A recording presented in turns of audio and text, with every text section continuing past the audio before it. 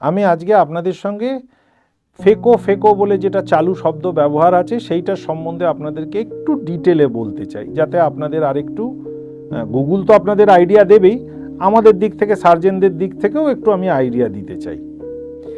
ফেকোটার পুরো শব্দ হচ্ছে ফেকো ইমালসিফিকেশন।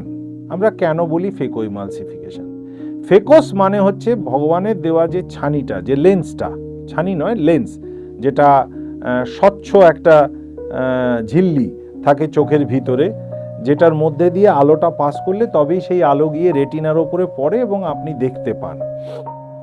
সেই জিনিসটা যখন সময়ের সাথে বা কোনো অসুখের সাথে, সে ডায়াবেটিস হলে হতে পারে, অন্যান্য ধরুন কোনো নিউট্রিশনাল ডেফিসিয়েন্সি হলো তার জন্য হতে পারে, অতি বেগুনি রশ্মি সেগুলো চোখে বেশি এক্সপোজার হলে, যারা খুব বেশি বাইরে চড়া রোদ্দুরে কাজ করে, কেননা আমাদের ওজোন লেয়ার ছেঁদা হয়ে যাচ্ছে, সেইগুলোর জন্য এই ছানিটা ডেভেলপ করে। এবার ছানিটা হলো মানে কি, ওই যে লেন্সটা, যেটা আপনার চোখের, যে আপনি মণিটা দেখতে পান, যে মণিটাকে আমরা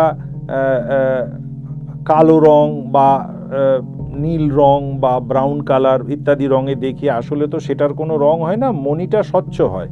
মণির পিছনে আইরিস বলে একটা টিস্যু থাকে, সেই টিস্যুর রঙেই আমরা রংটা দেখি আর কি। তার মধ্যেই পিউপিল বা মণি রন্ধ্রটা থাকে যেখান দিয়ে আলোটা ঢোকে। এবারে তার পিছনে এই যে আইরিসটা বললাম, তার পিছনে লেন্সটা থাকে, এই ন্যাচারাল লেন্স যেটা। এই ন্যাচারাল লেন্সটা যখন নষ্ট হয়ে যায়, বা তার ন্যাচারাল লেন্সটা হচ্ছে ঠিক একটা জানলার কাঁচের মতো বা গাড়ির উইন্ডশিল্ডের মতো, সামনে যতক্ষণ স্বচ্ছ আছে আমরা দেখতে পাচ্ছি। এবার কোনো কারণে যদি সেই গাড়ির উইন্ডশিল্ডটা স্ক্র্যাচ হয়ে গেল বা ভেঙে গেল বা কিছু হলো, তার তো সেই ট্রান্সপারেন্সিটা চলে গেল, মানে স্বচ্ছতাটা রইল না, তাহলে আপনি দেখতে পাচ্ছেন না।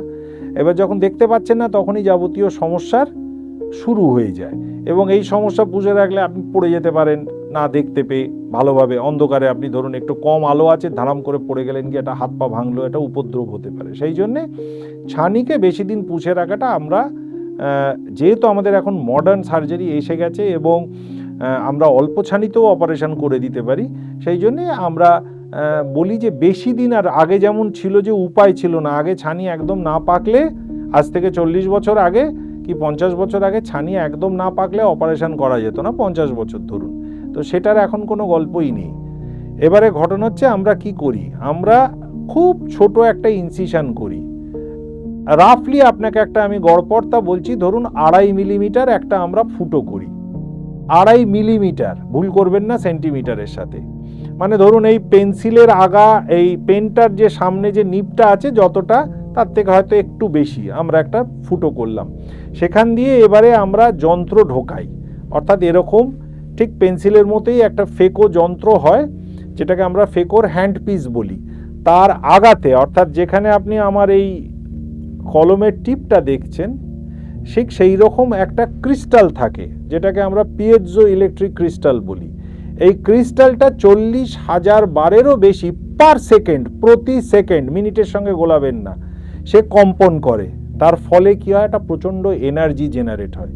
এই এনার্জিটা কি করে, ফেকোটাকে ইমালসিফাই করে। ফেকো মানে হচ্ছে লেন্স, আর ইমালসিফিকেশন মানে হচ্ছে ছানিকে যখন আমরা ছানা বানাই, একদম ছানা বানিয়ে দিই, সেটাকে একদম মানে নাড়িয়ে তাকে একদম শক্ত একটা জিনিসকে আমরা একদম মানে নরম ছানির মতো একটা জিনিসে ভেঙে টুকরো করে একদম ছোট করে ফেলি। তারপরে আমরা কি করি, এই যন্ত্রটা, মানে এই যে ফেকোর হ্যান্ডপিস, তার মধ্যে আর একটা থাকে, টিউব থাকে, যেটা দিয়ে আমরা তখন কি করি, ওই যন্ত্রগুলোকে আমরা টেনে নিই, ওই টুকরোগুলোকে আমরা টেনে নিই। একদিক দিয়ে জল ঢুকতে থাকে, একদিক দিয়ে আমরা ওটা টানতে থাকি। তাহলে কি হয়, চোখে যে অপারেশনটা হচ্ছে, সেই ব্যালেন্সটা, যে চেম্বারটা যার মধ্যে কাজ হচ্ছে, খুব সামান্য জায়গা, 2-2.5 মিলিমিটার জায়গা, তার মধ্যে আমরা কাজ করি। তো তার মধ্যে ওই জিনিসটা, যে ডোম শেপ থাকে না, একটা ডোমের মতো, চোখটাকে আপনি দেখবেন একটা মনে হবে যেন বিড়লা প্ল্যানেটোরিয়ামের মাথাটার মতো, তো সেই ডোমটা মেনটেন করতে হয়, নলে সার্জারিতে অসুবিধা হয়ে যায়। সেটা জল মেনটেন করে, জল দিয়ে আমরা, তারপরে আমাদের আরও কিছু জিনিস আছে যেগুলোকে ভিস্কো ইলাস্টিক বলি, সেটা দিয়ে আমরা চেম্বারটা মেনটেন করি, আর তার মধ্যে দিয়ে আমরা কাজ করে ওগুলোকে বার করে দিই। করে দেওয়া হলো, তারপরে সেই ফুটোটাকেই ব্যবহার করে একটা লেন্স সাধারণত ভাঁজ করা অবস্থাতেও থাকতে পারে, খোলা থাকতে পারে, সেটাকে ভাঁজ করে একটা কার্ট্রিজের মধ্যে ভরা হয়। সেই কার্ট্রিজটা আবার ঠিক যেরকম আমাদের ইঞ্জেকশন দেওয়া হয় ইঞ্জেকশন, সেরকম একটা ইঞ্জেক্টর থাকে, তার সাইডে স্লিট থাকে, সেখানে ওটাকে ফিট করে দেওয়া হয়।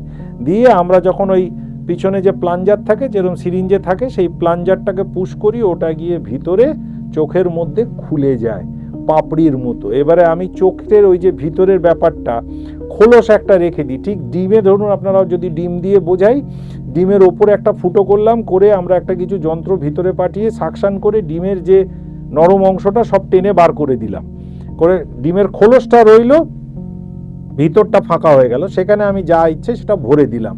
ঠিক সেরকম এখানে একটা আমরা খোলস রাখি, রেখে ভিতরে আমরা লেন্সটাকে বসিয়ে দিই।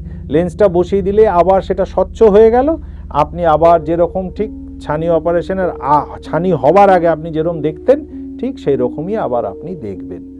সুতরাং এটাকে আমরা phaco emulsification with IOL implantation, IOL মানে ইন্ট্রাঅকুলার লেন্স। এখন যত সময় যাচ্ছে প্রচণ্ড আইওএল অ্যাডভান্সড হয়ে যাচ্ছে, নানা রকম আইওএল পাওয়া যায়, এমনকি এখন দূরের পাওয়ার কাছের পাওয়ারও মানে একই লেন্সের মধ্যে দিয়ে হয়ে যাচ্ছে। সুতরাং প্রচুর টেকনোলজি অ্যাডভান্স হয়ে গেছে। এগুলো আপনারা যখন জানতে চাইবেন, আপনাদের যদি প্রশ্ন থাকে, আপনারা আমাদের বিপি পোদ্দার আই হসপিটালের আই ডিপার্টমেন্টে যোগাযোগ করবেন। সেখানে যথেষ্ট ট্রেন্ড আমাদের লোকজন রয়েছেন, যারা আপনাদের এটাকে আরও বিশদে বুঝিয়ে দেবেন। ধন্যবাদ।